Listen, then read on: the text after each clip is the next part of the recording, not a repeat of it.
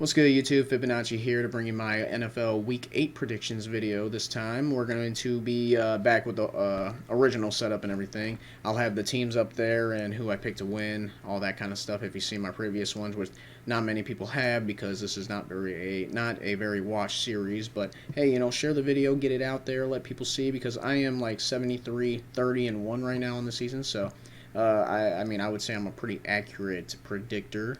And the further we get in the season, I feel like I have a better grip on who the hell I think is going to win. And I also have a biased team, as you can see. Hey, only undefeated team right now.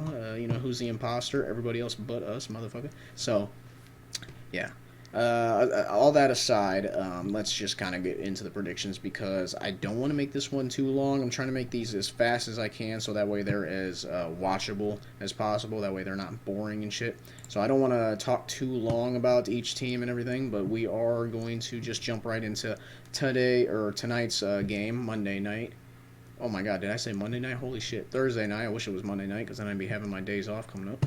But Thursday night game with the Falcons Panthers.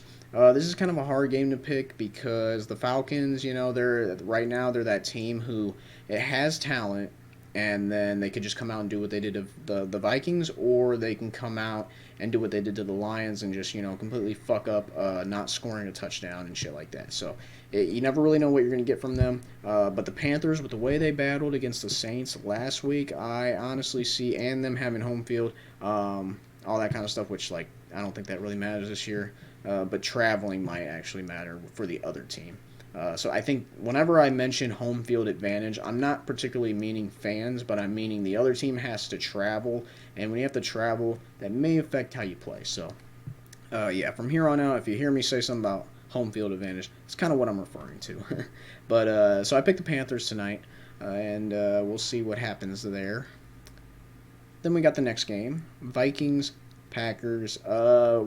Packers are back at it after that little, hiccup with the Bucks and everything. Aaron Rodgers is probably going to be back to doing what he does. This is also a Lambeau Field game, so they always perform well, or he always performs well out there at home and whatnot. So that's an easy pick. I'm going to pick the Packers to win.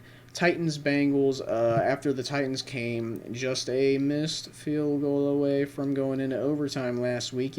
I feel like I don't want to go against the Bengals because Joe Burrow, he's putting up numbers that honestly scare me as a fellow AFC North team member. So, that team, whenever they build around him, is going to be legit if they're able to do it. So, it is the Bengals after all. We'll see. Maybe we'll end up getting Burrow when Ben's done. Hopes there, but I don't think it's possible. But I picked the Titans because I think Derrick Henry, after not scoring or not getting 100 yards last week, is probably going to irritate the shit out of him. And he's going to probably run for about 200 yards to that Bengals defense. So we will see. Let's see. Jets, Chiefs. This is always a quick one, even though last week the Bills could have been subject to the first loss or the first win by the Jets, but this one, I don't think they have a chance. I would honestly be shocked. I give everybody I know $1,000 if the Chiefs ended up losing this game. So Jets are going to, inevitably tank like they are currently doing. At least the coaching staff and everything, and the ownership, they're tanking. Players never tank, but the Chiefs are just too talented. I'm going on too long for this game already. So Chiefs win. There we go. Lions, Colts. Lions pulled out that amazing win last week, regardless if it was lucky because of the Falcons and inevitably forgetting to not score a touchdown, whatever the hell you want to call it. I do see the Lions winning though because they did just pick up I'm pretty sure it was a defensive end from the Cowboys, I want to say, and so they're adding to their defense, and if they can rush Phillip Rivers, I think he may end up causing some mistakes, and mistakes you cannot afford in this case. So, especially when you're going against fucking Matt Stafford, who decides to go down after a minute or with a minute left and win games. He's like the most clutch fourth quarter comeback player, I think. I'm not too sure on that, but he is definitely up there when it comes to that. So I picked the Lions to win. I just don't trust. The Colts defense is great. I just don't trust Phillip Rivers. That's the only problem. If it was a different quarterback, you got Brissett up in there. I probably would pick the Colts, honestly. But Phillip Rivers, I can't trust him. All right, on to our biased pick of the week. We have the Steelers going to the Ravens. It feels like every game. I mean, the Browns, it was kind of like I was a little worried. And then the Titans, I was like, yep, this might just be our first loss. Oh, shit. And then that field goal had me like, Ben, oh my God, did he miss that? Can't believe it. But this is the real deal. For me personally, if we can come out and beat the Ravens, at the Ravens, I honestly think the Steelers will have a tremendous possibility in the postseason, like to match up with anybody at that point. The Chiefs will literally be the only people that would be in the way, like the Patriots previous years. So if that's what this game comes down to. We lose, then it's a little worrisome.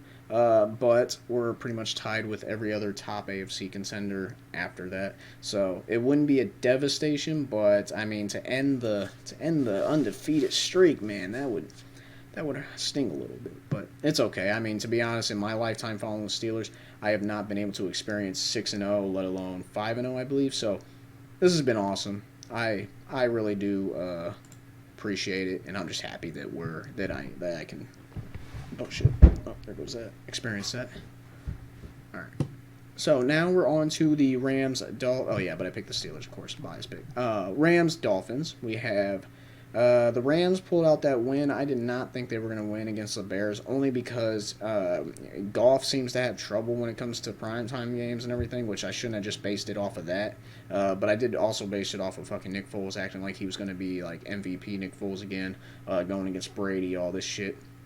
And the defense, I thought they would at least not allow as many points as they did, but can't please everybody. This one I am a little. This might be my toss-up game though.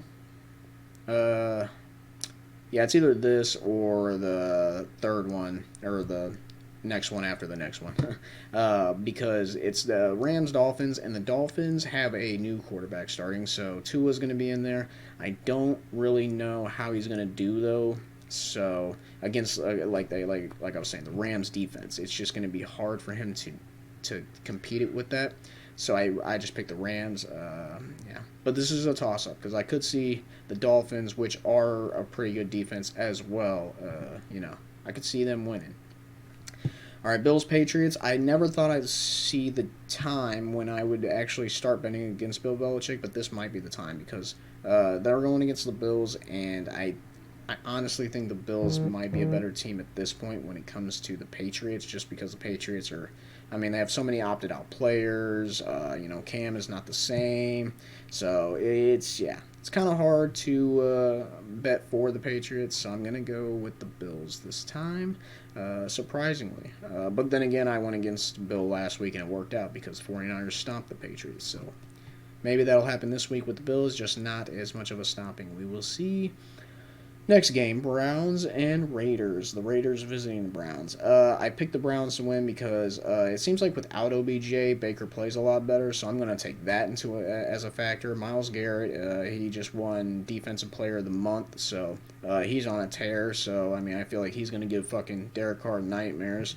And then the running game. I mean, both these teams can run, so it's just a matter of who the hell can run better and keep the ball out of the other's hand. But I think the Browns are still going to win, and then they're going to want more respect because they will be like a 6-2 team then. So, hey, shout out to you guys. Okay. Chargers, Broncos. Justin Herbert is definitely silencing all doubters when it comes to like how the fuck he was going to come out and play. He's doing outstanding. Sucks for Tyrod Taylor. What happened with him? That is very unfortunate. But I'm sure the Chargers fans and everything is kind of bittersweet because we lost who we thought was going to be going for us and everything. But damn it, we found a diamond in the rough with this guy because he's killing it so far, and he's going against the Broncos, which I'm not sure if Drew Lock got hurt again. But that Broncos team is struggling. They can rally around though. They did beat the Patriots and shit. So you never know. But I think the Chargers are clicking more and more each week, and they might just come out and pull off the dub. We'll have to see. Saints Bears. After the performance the Bears put up last week, and just hearing so much talk about pretty much if their defense cannot keep a team 20 or under, their offense will not be able to score more than that. So they won't be able to keep up with the other team. So, and the Saints are a pretty high-powered offense with noodle arm or not. So I just think it's kind of a more possibility that the Saints are going to win because the schemes and everything that Sean Payton will be able to create just to win will be there. Taysom Hill, all that kind of stuff. Alvin Kamara. Yeah. So Saints win.